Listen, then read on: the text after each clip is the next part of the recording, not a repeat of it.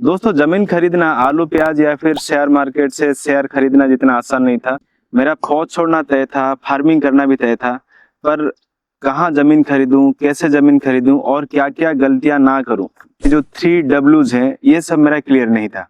ये 2024 की बात है। उस टाइम मैं INS पोस्टेड था और वो मेरा लास्ट पोस्टिंग था।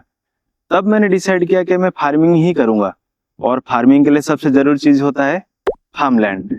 तो मैंने सोचा कि फार्म लैंड कहाँ खरीदा जाए। इसके लिए मेरे मन में सिर्फ 3 सवाल आए। पहला है प्राइस। प्राइस सही होनी चाहिए। भुवनेश्वर में जमीन लेके मैं उधर खेती नहीं कर सकता क्योंकि प्राइस आसमान और औकात जमीन पर ही था। दूसरा है अवेलेबिलिटी ऑफ लैंड। अगर मान लीजिए आप कहीं जमीन खरीद रहे हैं, दोबारा अगर आप एक्सटेंशन करने के लिए सोचे भी तो फिर उसके आसपास जमीन अवेलेबल होना चाहिए। और तीसरा आता है आपका वर्कफोर्स। आजकल के वर्कफोर्स का जो समस्या है वो सबको पता है। पहले हाथ पैर जोड़ के बुलाओ, बाहर से टिफिन नहीं घर की रोटी खिलाओ, पैसे तो दोगे ही, हो सकता है रात को पोहा भी देना पड़ जाए। ये तीनों कंडीशन को सेटिस्फाई सिर्फ एक ही एरिया कर रहा था और वो है पश्चिम उड़ीसा।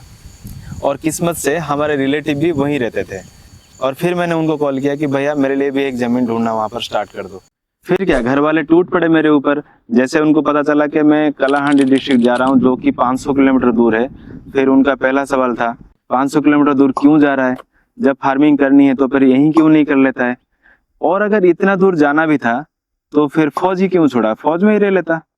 तब मेरे पास सिर्फ एक ही जवाब होता था कि जब मैं फौज में था तब आप कॉल करते थे तो मैं छुट्टी के लिए क्या बोलता था कि अभी छुट्टी नहीं मिल पाएगा, पर यहाँ ऐसा नहीं होगा।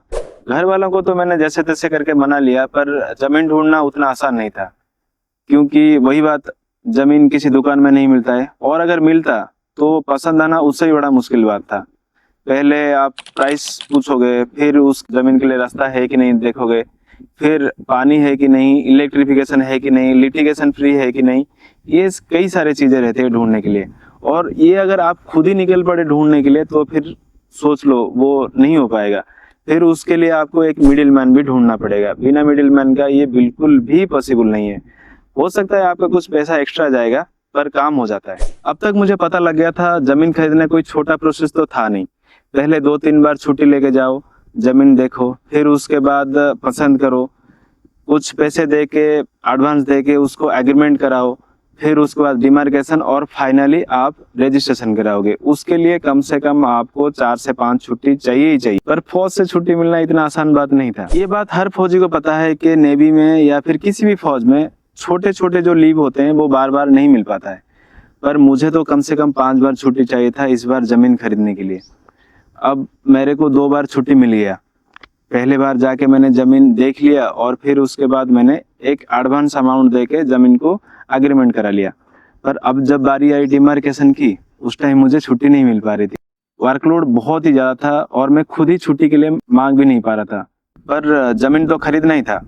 मैंने सोचा क्यों ना सैटरडे शाम को मैं ट्रेन पकड़ के कलाहांडी के लिए निकल जाऊं, वहां संडे सुबह पहुंच जाऊं, दिन भर में डिमार्केशन करूं प्राइवेट जो अमीन है उसको बुला के, और फिर संडे शाम को मैं ट्रेन पकड़ूंगा, मंडे सुबह ज्वाइन कर लूंगा डिपार्टमेंट। पर इसमें पकड़े जाने का बहुत ज़्यादा डर था। आपको लग रहा होगा कि संडे तो था ही, छुट्टी का दिन है, पर फौज में ऐसा नहीं होता है। चाहे संडे हो पर आपको ड्यूटी स्टेशन में रहना ही पड़ेगा, और अगर पकड़े गए तो उसका भी मैं सज़ा बता देता हूँ आपको। कम से कम 2 महीने का आपको डिफॉल्टर होगा और उसमें आपको एक्स्ट्रा ड्यूटी भी लगेंगे।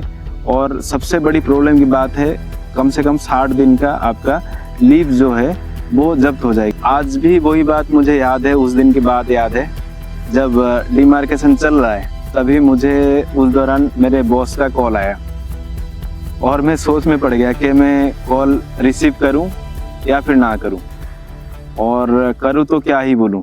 खैर उस दिन डिमार्केशन हो गया और कुछ दिन बाद यानी कि 24 नवंबर 2024 को मैंने वो जमीन खरीद ली। दोस्तों जमीन खरीदने का जो फीस है वो हर तरफ अलग अलग हो सकते हैं, मिडिल मैन के खर्चे भी अलग अलग हो सकते हैं। मेरे केस में पर्टिकुलरली रजिस्ट्रेशन के लिए 30,000 रुपये खर्चे हुए थे, मिडिल मैन ने 30,000 रुपये लिया था, डिमार्केशन के लिए 5,000 रुपये खर्चे हुए थे, और अदर एक्सपेंसेस टोटल 10,000, सब कुछ मिला के 75,000 खर्चा हुआ था जमीन के प्राइसेस को छोड़ के।